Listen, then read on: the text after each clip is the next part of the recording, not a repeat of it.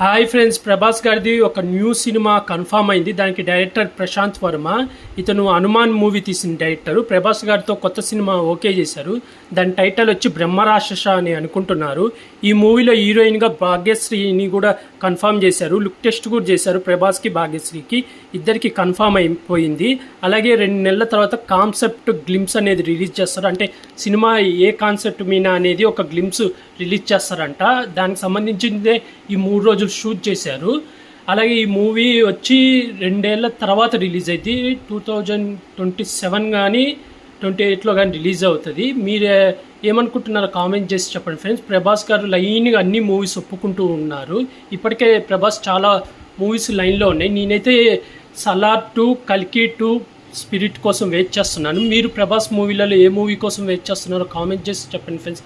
అలాగే ఇలాంటి movie reviews కోసం నా యూట్యూబ్ ఛానల్ని సబ్స్క్రైబ్ చేసుకోండి ఫ్రెండ్స్. బాయ్.